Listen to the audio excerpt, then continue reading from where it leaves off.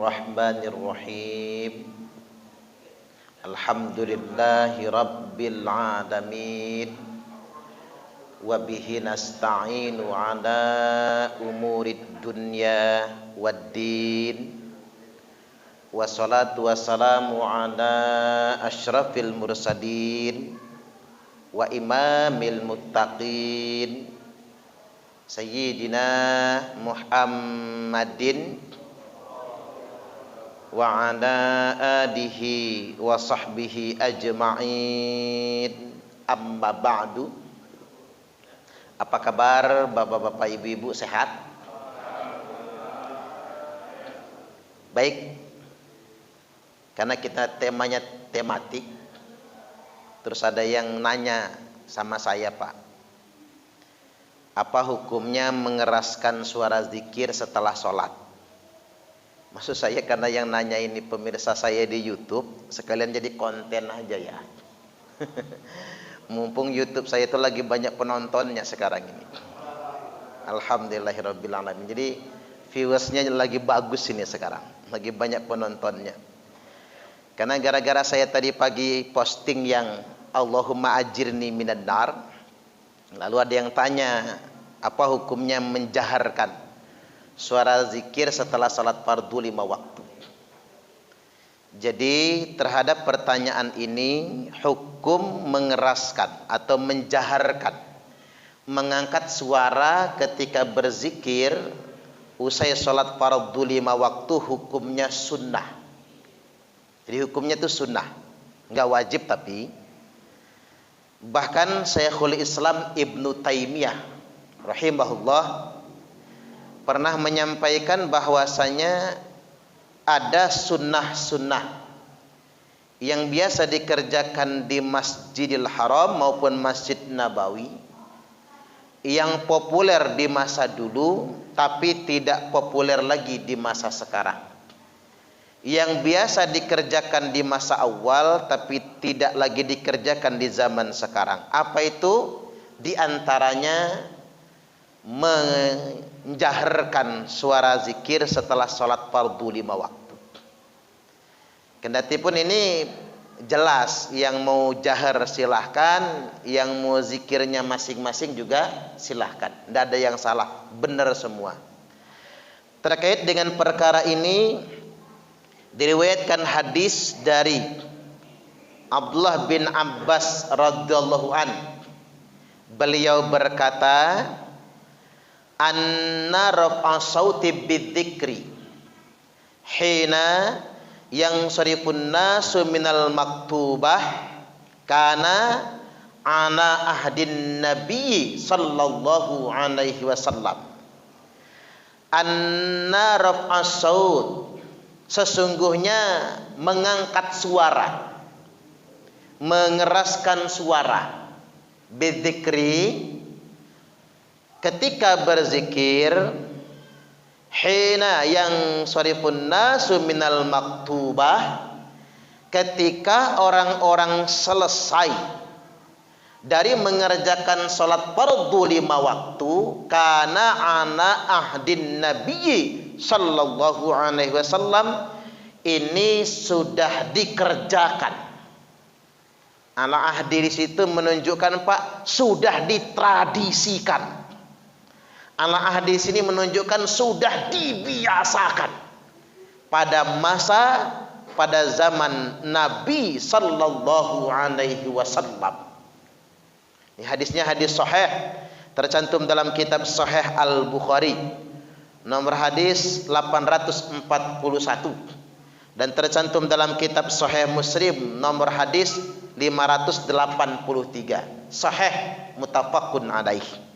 Sunan An-Nasa'i 1335, Abu Dawud 1003, Musnad Imam Ahmad 3468. Ini sahih.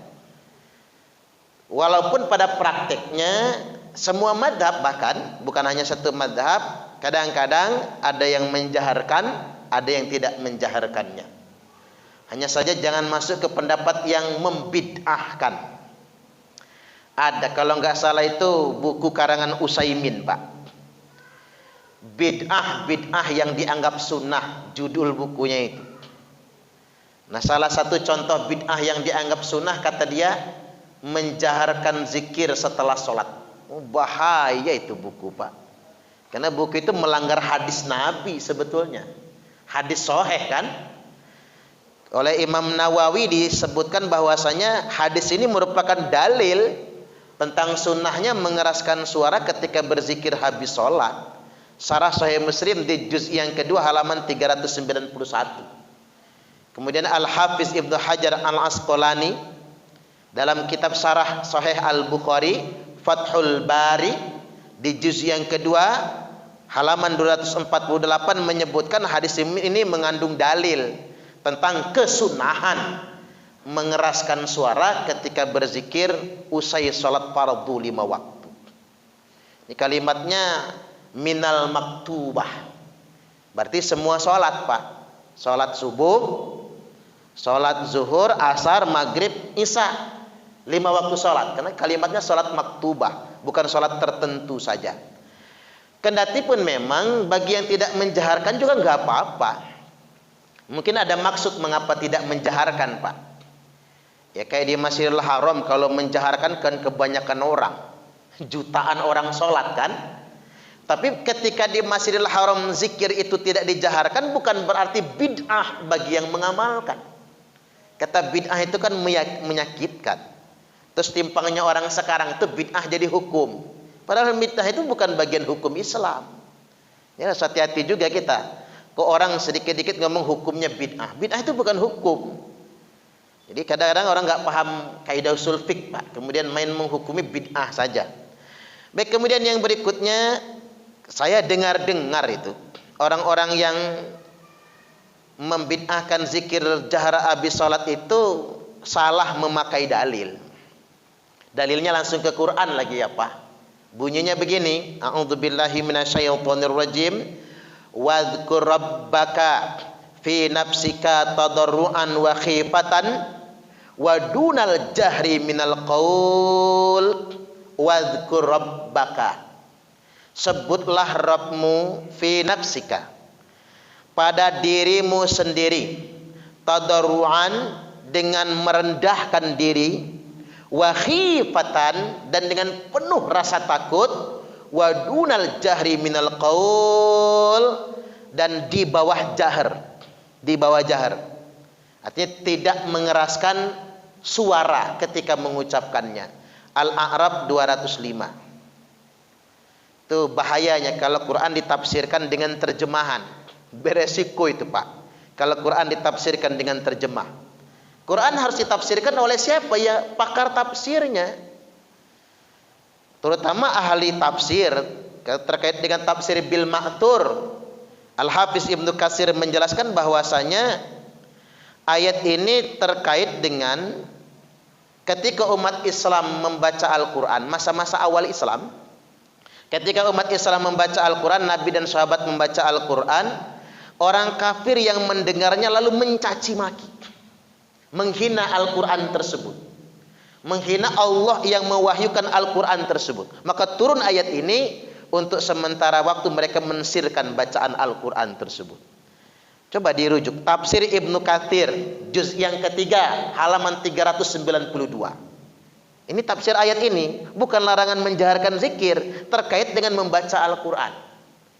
Yang di situ masih banyak orang Quraisy yang masih berkuasa, ya belum berjaya Islamnya, Pak, masih berkuasa, dan mereka melaknat dan mencaci, bahkan menganiaya para sahabat yang membaca Al-Quran.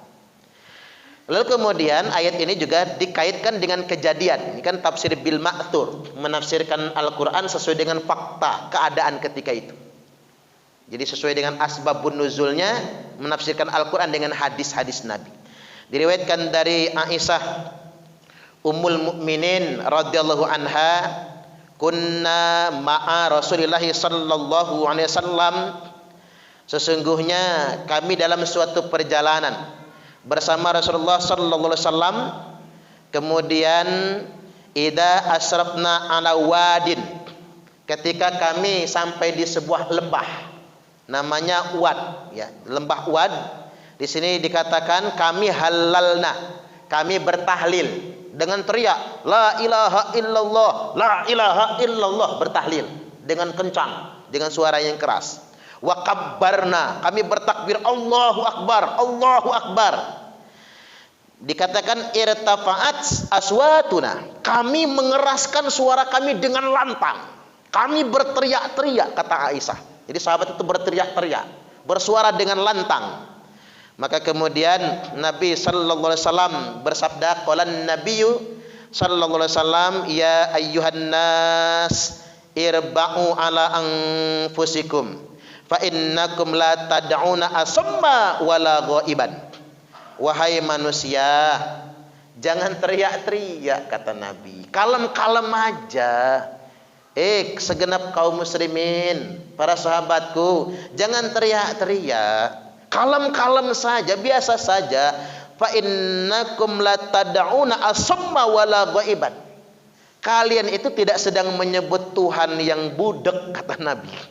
Allah itu enggak budek, Allah itu enggak tuli, dan tidak juga jauh dari kita. Innahu ma'akum innahu sami'un qarib. Sesungguhnya Allah bersama kalian, sesungguhnya Allah Maha mendengar lagi, sangat dekat dengan kalian. Sahih Al-Bukhari nomor hadis 2992, Sahih Muslim 2704, sahih muttafaqun alaih. Nah, ulama menjelaskan maksud dari ayat dan hadis ini, larangan berzikir raf'an baligha, zikir yang teriak-teriak, mekak-meki, dikit-dikit takbir Allahu Akbar. Kan seringnya Pak dengar orang dikit takbir Allahu Akbar, takbirnya sambil marah-marah lagi ya, takbirnya sambil demo lagi. Siapa sih yang ngajarin kalau demo itu pakai takbir Allahu Akbar? Polisi jawab sami Allahu liman hamidah.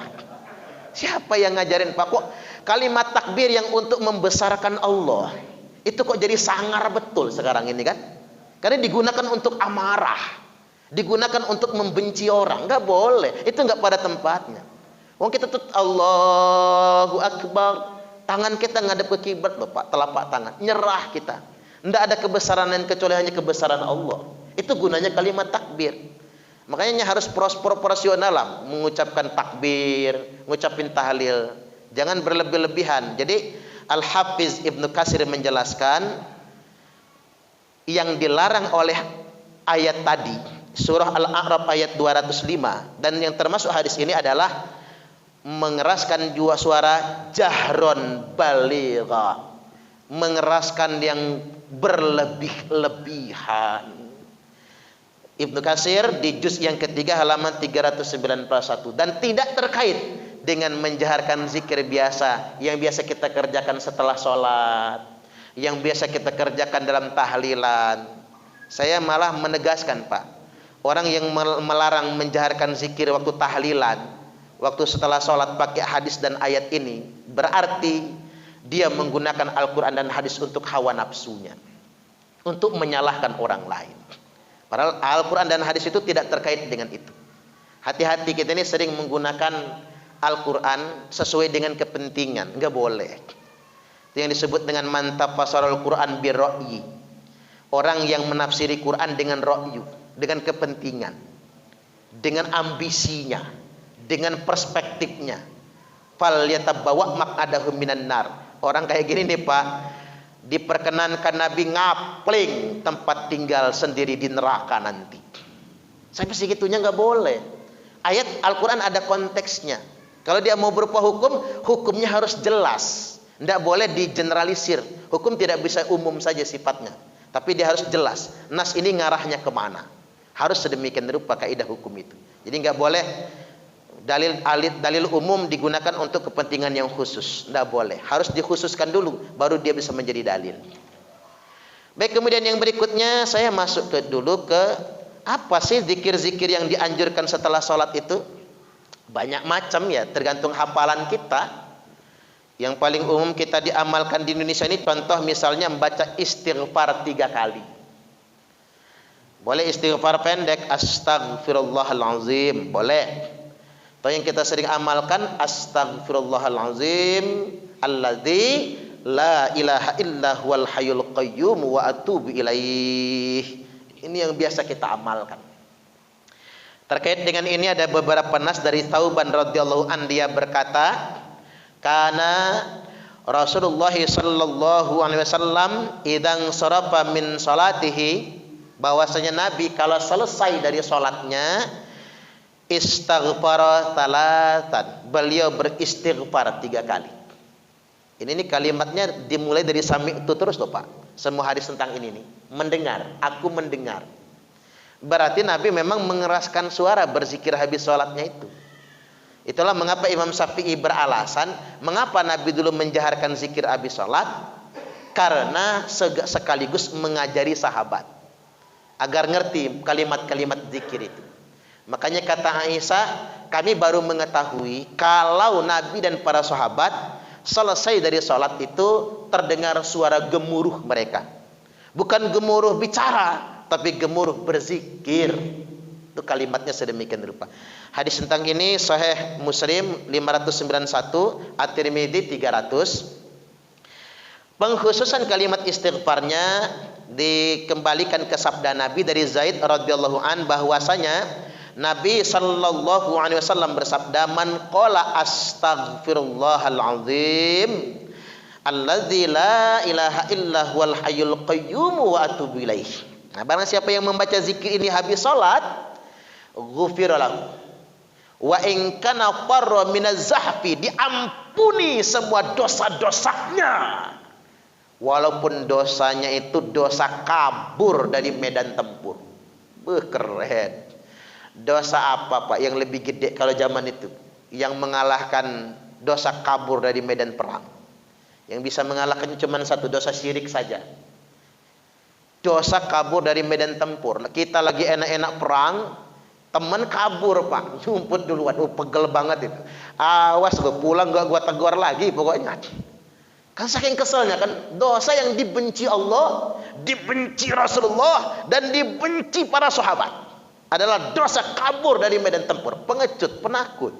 Biarin temannya mati, yang penting dia selamat. Nah, walaupun dosa wa in kana farra minaz zahfi, walaupun dosa kabur dari medan tempur, Allah ampuni. Kalau ngucap istighfar 3 kali habis sholat, enak kan? Saya kalau membaca hadis-hadis begini ini percaya sangat saya. Kalau umat Islam ini masuk surga semua, Allahumma amin. Kan enak Pak, diampuni semua dosa. Luar biasa ini kan. Makanya kita itu harus mengenalkan Islam tuh yang kayak gini Pak, Bapak Ibu. Jangan Islam yang kasar-kasar, yang kaku-kaku. Perasaan masuk surga susah sangat, ya harus ngebom dulu gitu. Harus ngelawan negara dulu. Itu Islam apa sih sebenarnya? Bingung juga saya. Islam apa yang harus gitu tuh? Enak betul kok jadi orang muslim itu. Begini saja bisa kita. Yang simpel-simpel saja. Bapak-bapak itu cari nafkah yang halal, itu jihad kok. Kan jelas hadisnya kan, man kutila duna ahlihi fahuwa syahid. Yang terbunuh atau mati karena membela keluarga mati syahid. Man kutila duna malihi fahuwa syahid. Yang mati karena membela hartanya mati syahid. Yang mati karena sedang mencari nafkah mati syahid. Kan enak. Simpel-simpel banget. Ajaran Islam itu sederhana, jangan dibikin repot. Makanya Gus Bahak ditanya, Gus, benar enggak katanya banyak orang yang sudah sholat tapi sholatnya belum tentu diterima? Kata Gus Bahak, mbok ya jangan mikir gitu. Kata dia, kita ini sudah bisa sujud saja sudah syukur alhamdulillah. Enggak usah repot mikirin sholat mau diterima atau tidak. Saya pikir-pikir iya juga ya Pak. Kata Gus Bahak itu benar itu. Ngapain kita pening mikirin sholat kita diterima atau tidak? Itu mah bukan hak kita, hak Allah itu.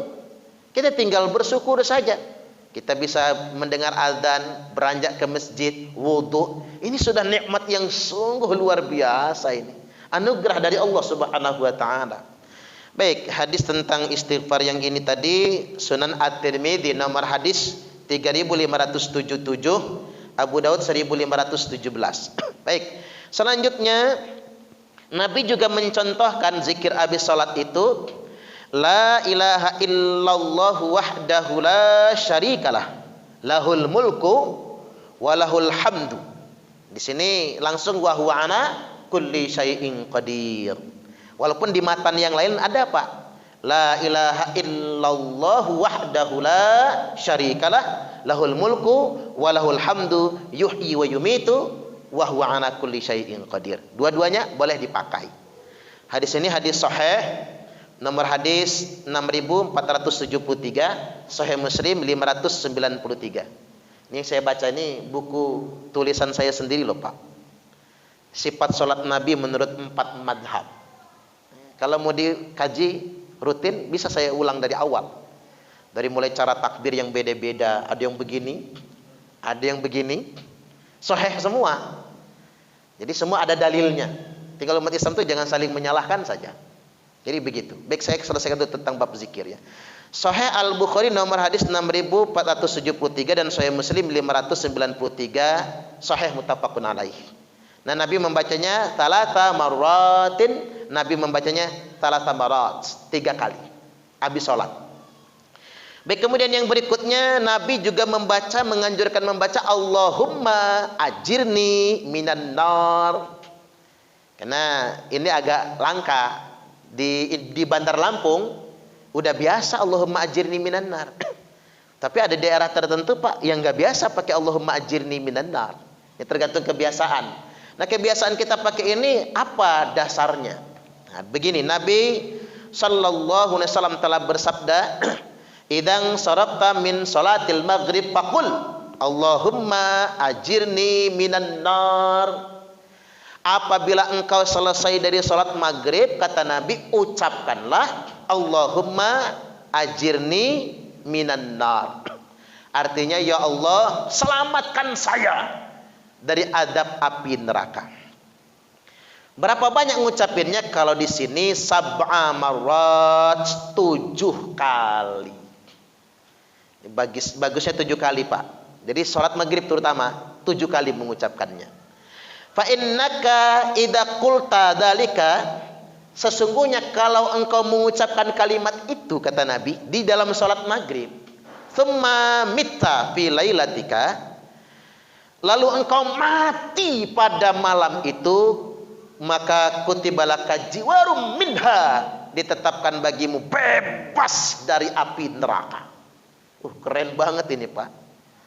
Makanya bapak-bapak baca Allahumma ajirni minan nar, entah di maghrib entah di isya. Tapi kalau maghrib usahakan 7 kali. Mati nih malam ini, mati, maka bapak-bapak ditetapkan bapak ibu bebas dari api neraka. Langsung amalkan ya Pak, karena ini sudah bersanad ngajinya. Kita ketemu langsung ini. Ini talaki langsung ya. Bukan ngaji di YouTube. Di YouTube aja masih boleh diijazahkan. Ini langsung nih, langsung diamalkan. Seandainya imamnya sedang tidak mengamalkan, nggak apa-apa, nggak salah juga. Tapi kita bisa berzikir setelah itu 7 kali. Allahumma ajirni minan nar, Allahumma ajirni minan nar, Allahumma ajirni minan nar 7 kali. Imamnya juga boleh mengucapkan Allahumma ajirna minan nar. Jadi menyertakan yang lain. Tidak apa-apa, bagus itu. Selanjutnya kata Nabi, wa idza shallaita subha. Lalu kalau engkau salat subuh, kata Nabi, faqul kadzalik. Kerjakan juga kayak gitu. Jadi maghrib 7 kali, subuh juga 7 kali. Kemudian fa innaka immitta fi yaumika kutibalaka jiwarum minha. Dan seandainya engkau baca 7 kali di waktu subuh, lalu engkau mati di hari itu, maka ditetapkan bagimu bebas dari api neraka. Ini keren kan? Bebas dari api neraka. Kalau begini model kita nggak masuk neraka lah Pak. Amin. Saya nggak mau ngajarin kita kepedean tapi ya. Tapi kalau berdasarkan hadis ini, masa hadis ini bualan? Masa hadis ini iklan yang membohongi? Hadis ini beneran dong. Nabi tidak pernah berkata berdasarkan hawa nafsu. Baca maghrib 7 kali, baca subuh 7 kali. Kalau dia baca maghrib 7 kali, malamnya mati, bebas dari neraka. Kalau dia baca maghrib subuh 7 kali, siangnya mati, bebas dari api neraka. Disinilah letaknya. Islam itu nggak repot. Bener kata Gus Dur itu, gitu aja kok repot. Jangan dibikin repot beragama. Agama itu intinya memudahkan. Siru wala tu'assiru. Mudahkan, jangan dipersulit. Wabashiru wala tunaffiru. Gembirakan orang, jangan bikin mereka lari. Hadis ini hadis sahih, tercantum dalam kitab Sunan Abi Dawud nomor hadis 5079. Lalu kemudian yang berikutnya, Nabi juga biasa mengamalkan Allahumma antas salam. Kalau dalam versi Nas yang saya kutip ini, Allahumma antas salam wa minkas salam tabarakta ya dzal jalali wal ikram. Walaupun di matan yang lain digabung-gabung ya Pak, jadilah matan yang biasa kita hafal itu. Allahumma antas salam wa minkas salam wa ilaika ya'udus salam fahayyina rabbana bisalam wa adkhilnal jannata darussalam tabarakta rabbana wa ta'alaita ya dzal jalali wal ikram. Bisa juga kita amalkan itu. Hadis yang saya bacakan tentang Allahumma antas salam ini tercantum dalam kitab Sahih Muslim nomor 592, At-Tirmidzi 298, An-Nasa'i 1338 dan dalam kitab-kitab hadis yang lain. Selanjutnya dari Abu Hurairah, Nabi juga membaca habis sholatnya begini. Man sabbahallah. Ini bahkan Nabi langsung bersabda, barang siapa yang bertasbih, sabbahallah, barang siapa yang bertasbih fi duburi kulli salatin talatan wa talatin, barang siapa yang bertasbih subhanallah setiap di belakang salat fardu 5 waktu 33 kali. Wa hamidallah, lalu mengucapkan alhamdulillah talatan wa talatin 33 kali. Wa kabbarallah, lalu dia bertakbir Allahu akbar talatan wa talatin 33 kali. Fatilka tis'atun wa tis'un, maka jumlahnya 99 kali. Wa qala tamamal mi'ah, lalu disempurnakan dengan bacaan yang ke-100. La ilaha illallah wahdahu la syarikalah lahul mulku wa lahul hamdu wa huwa ala kulli syai'in qadir, atau yuhyi wa yumitu wa huwa ala kulli syai'in qadir. Nah, barang siapa yang membaca ini nih tiap kali habis salat fardu 5 waktu, ghufirat khotoyahu wa in kanat mitla zabadil bahar, maka diampuni semua dosa-dosanya walaupun dosanya sebanyak buih yang ada di lautan. Alangkah banyak dosa orang Pak, sebanyak itu dosanya, seluas samudra, menjunjung tinggi sampai ke langit. Nih dengan begini, dengan subhanallah 33 kali, alhamdulillah 33 kali, Allahu akbar 33 kali, lalu disempurnakan dengan bacaan pengunci ke-100, diampuni segala dosa-dosanya. Ada yang ngeyel, ngapain zikir dihitung-hitung? Belaga dia. Zikir kok dihitung-hitung, sama Tuhan kok perhitungan? Itu belaga. Karena sebetulnya kalau dia itu tidak takabur, nggak boleh ngomong begitu. Karena yang buat hitungan Nabi soalnya Pak. Nabi yang bikin hitungan itu. Jangan begitu ngomongnya. Pasti mengapa Nabi bikin hitungan? Pasti ada rahasia di balik hitungan itu. Ada rahasianya. Di balik angka 33 itu ada rahasianya. Ada yang nanya, Ustadz, boleh nggak kalau saya bikin 100-100 aja? Sebaiknya jangan dulu Pak, dibikin 33 aja. 33 udah genap 100, ulang lagi 33 genapin 100, ulang lagi. Lebih baik begitu, ngambil angka nabinya itu. Pasti ada maksud di balik itu semua. Kan Nabi lebih tahu daripada kita kan di balik angka-angka itu.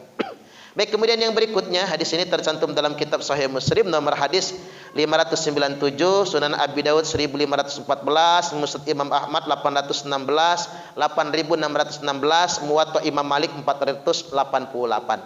Termasuk juga diperbolehkan kita berzikir dengan ayat-ayat suci Al-Qur'an.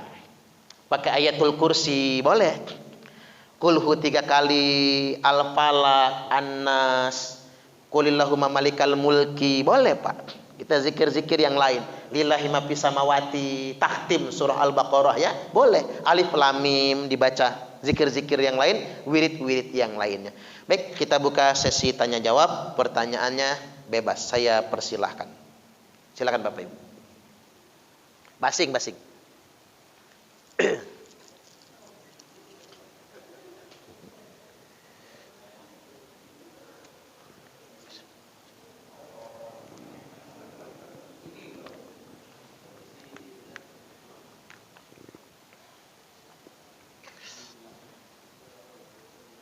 Ibu-ibu nanya.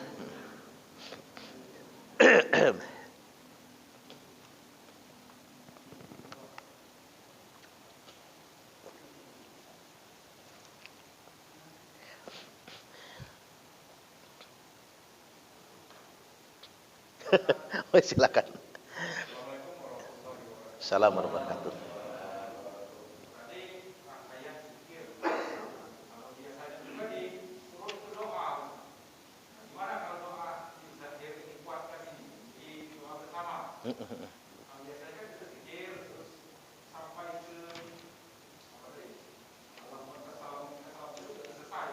Ya.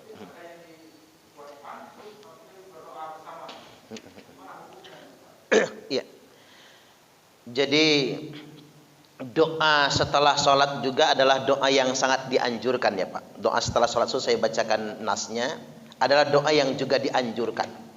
Dikarenakan begini, diriwayatkan dari Abu Umamah radhiyallahu an, beliau berkata, qila, aku bertanya atau telah ditanyakan, bukan aku bertanya, telah ditanyakan, ya Rasulullah, wahai Rasulullah, ayud du'ai asma', apa sih doa yang paling didengar oleh Allah?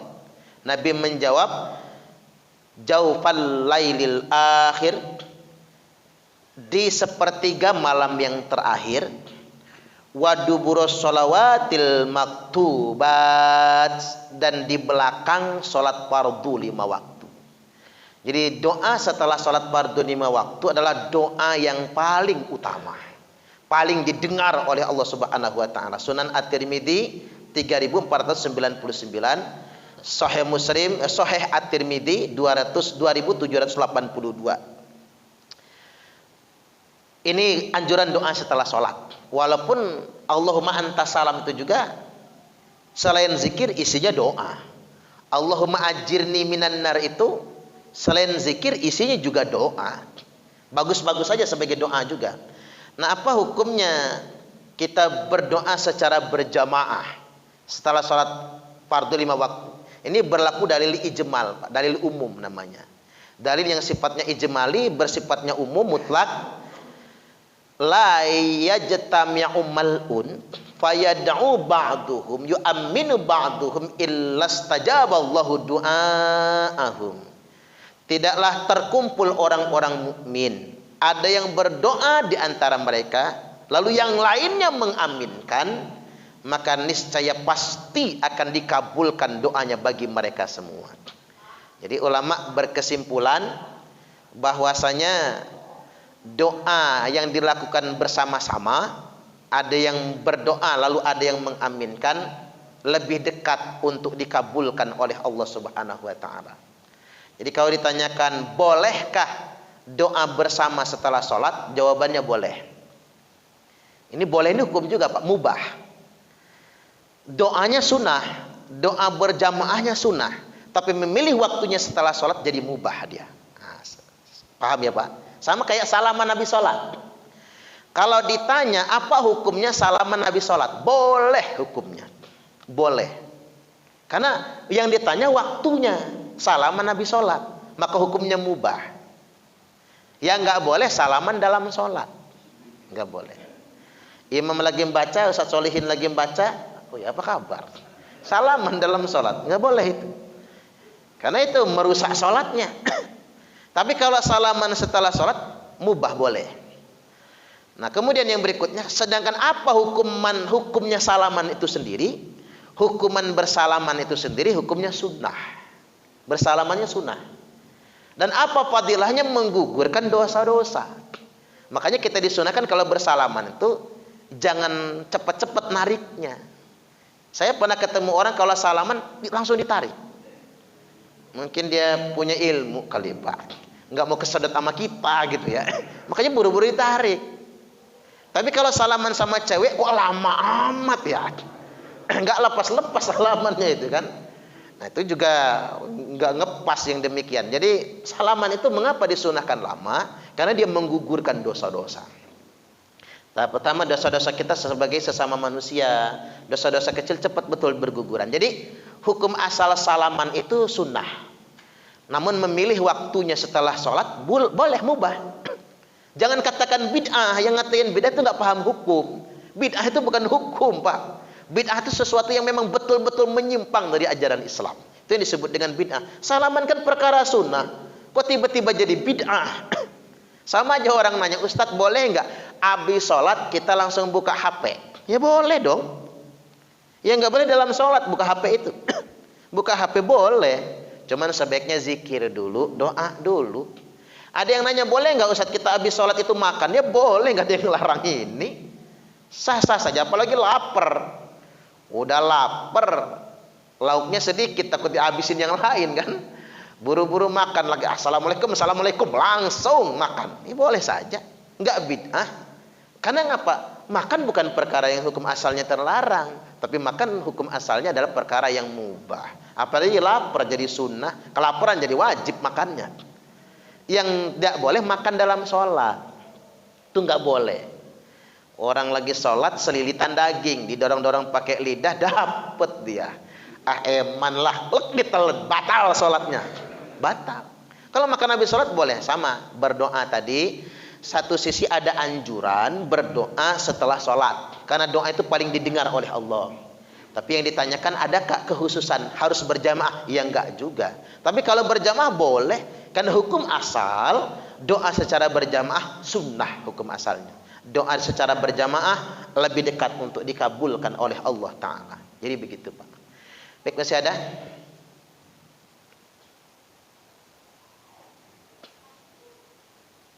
Ibu-ibu nanya Bu, basing nanyanya. Boleh curhat juga kok. Kalau saya sudah masuk Indosiar nggak bisa lagi langsung begini. Silakan, silakan.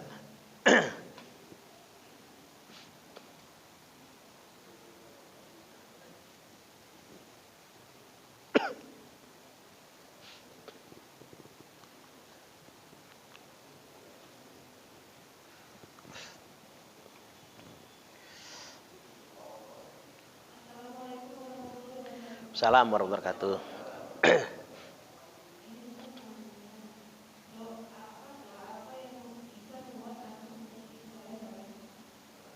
Doa agar anaknya jadi anak yang soleh. Oh gitu ya. Ya itu doa. Doa itu semua doa dikabulkan. Jadi saya ingin tegaskan dulu, biar kita ini nggak ragu-ragu dalam berdoa. Semua doa itu dikabulkan. Maka jangan pernah merasa sia-sia dengan berdoa. Nggak usah minta Ustaz, emang wayahnya anak saya bandel, keturunan bapaknya. Enak aja, nggak perlu jadi bininya kan gitu ya. Kalau ngomong kayak gitu, payah kita ini Bapak Ibu. Percuma juga didoain, emang keturunannya begitu. Nggak boleh, doa saja. Karena ud'uni astajib lakum. Berdoalah kepadaku, kata Allah, ini saya pasti akan aku kabulkan. Semua doa dikabulkan. Itulah maha kayanya Allah Subhanahu wa taala. Lalu kita berdoa bagaimana agar anak kita menjadi anak yang soleh. Ada beberapa doa yang ma'tsur di dalam Al-Qur'an. Berarti Allah mengajarkannya begitu. Jadi doa-doa Nabi Ibrahim, Rabbi habli minas solihin.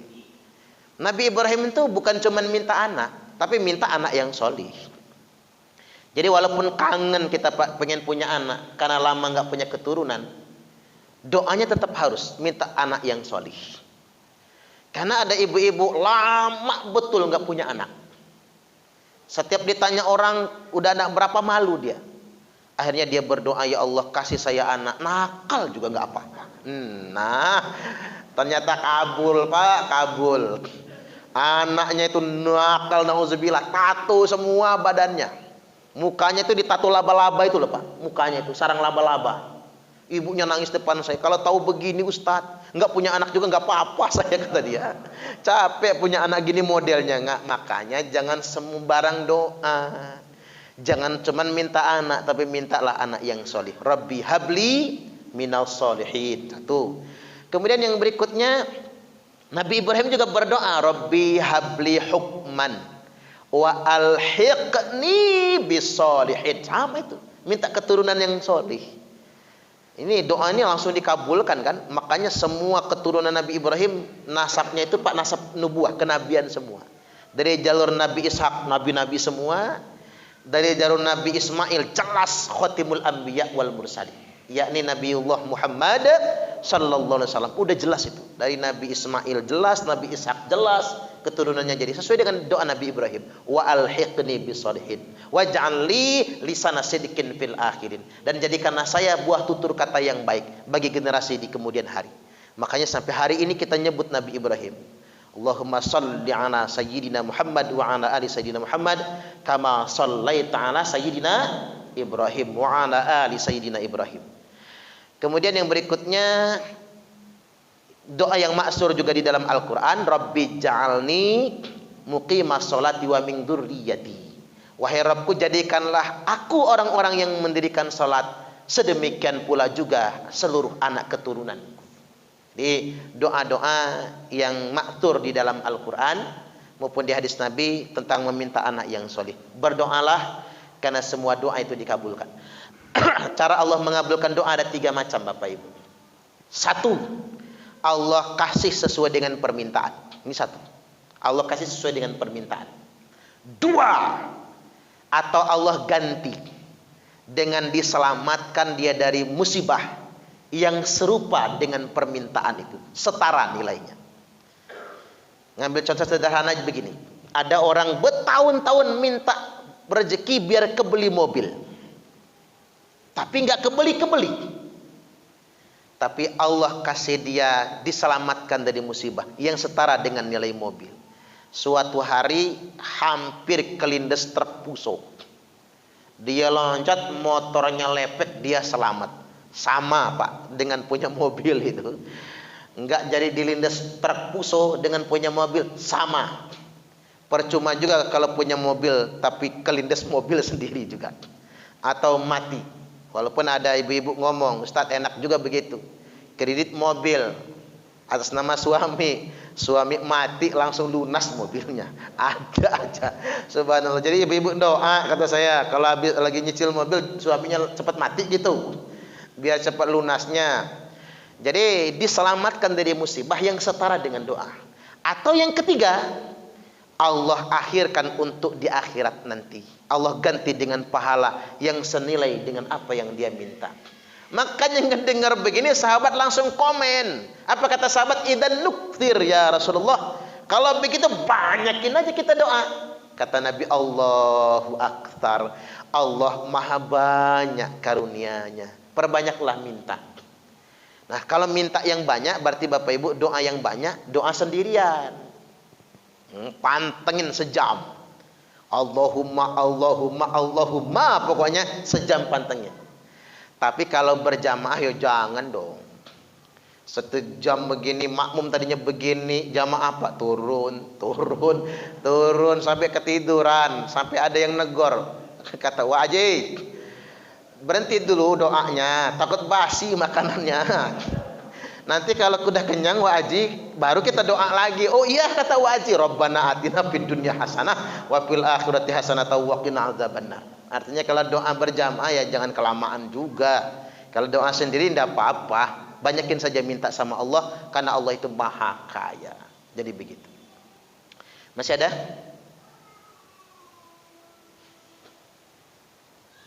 Enggak ada. Kalau tidak ada Bapak Ibu saya cukupkan sampai jam berapa nih isaannya? Oh 3 menit lagi. Masih ada waktu 3 menit lagi. Jadi Bapak Ibu rahimakumullah, doa itu pasti dikabulkan. Makanya jangan sekali-kali doa yang jelek-jelek. Karena kalau doa yang jelek-jelek enggak dikabulkan untuk yang kita doakan, maka akan Allah kabulkan kembali kepada kita. Hati-hati sekali. Makanya memanggil orang lain ya kafir, wahai kafir, kafir balik ke dirinya. Kan itu termasuk tuduhan, laknat, tidak boleh. Makanya kita itu tidak boleh melaknat, enggak boleh doa yang buruk-buruk. Sampai-sampai Allah berfirman, a'udzubillahi minasyaitonir rajim, wa yad'ul insanu bisyarri du'aahu bil khairi wa kanal insanu ajula. Manusia itu berdoa yang buruk-buruk, latah betul mulutnya itu kata Allah. Gampang betul dia minta yang jelek-jelek, melaknat, minta azab, mencaci maki. Sebagaimana gampangnya dia bicara minta yang baik-baik. Wa kanal insanu ajula. Emang manusia itu begitu kata Allah. Tergesa-gesa, gampang marah, gampang emosi, nggak sabaran. Itu nggak boleh. Sampai sedemikian rupa. Karena nggak dikabulkan buat orang, akan Allah balikkan ke kita. Ketika kita melaknat orang, orang tersebut nggak terlaknat, kita terlaknat. Jangan sekali-kali Pak benci sama Mang Muslim. Ya Allah, matikanlah Mang Muslim. Beliau panjang umur, kita cepat mati nantinya. Ini banyak kejadian ngedoain orang cepat mati, dia mati taunya. Hati-hati dengan berdoa yang buruk-buruk itu. Karena mengapa? Akan kembali ke diri kita sendiri ketika itu tidak dikabulkan. Tapi doakan orang lain yang baik-baik. Ada yang disebut dengan ad-du'a bil dhahril ghaib. Doa tanpa sepengetahuan orang yang kita doakan. Ini bagus betul Pak. Karena kalau kita mendoakan orang tanpa sepengetahuan dia, doa itu lebih dekat untuk dikabulkan. Lalu malaikat mengatakan walaka bimithl. Engkau akan mendapatkan persis seperti apa yang engkau minta. Begitu. Jadi kalau kita mendoakan orang lain, ya Allah, tetangga saya itu belum punya mobil, padahal sama kita kan. Belum punya mobil, cepatkan ya Allah. Mudah-mudahan rezekinya lancar, cepat kebeli mobil. Tapi jangan lapor. Kalau lapor nggak jadi Pak, doanya dikabulkan. Jangan lapor. Bu, maaf ya, Ibu kemarin tak doain biar rezekinya lancar kebeli mobil. Nggak jadi dikabulkan. Jadi Bapak Ibu jangan lapor. Ternyata tiba-tiba dia belum kebeli mobil, tetangga malah dirinya yang kebeli mobil. Karena malaikat mengatakan walaka bimithl, engkau akan mendapatkan seperti yang engkau doakan. Ini mah enggak, tetangga beli mobil apa komennya? Paling juga nyicil. Entar lagi ditarik sama leasing tuh. Doanya udah rasa jelek, Pak. Gimana dia mau lancar rezeki, mau orang saja doa sudah rasa jelek. Baik, demikian saya inilah ada jadwal lagi di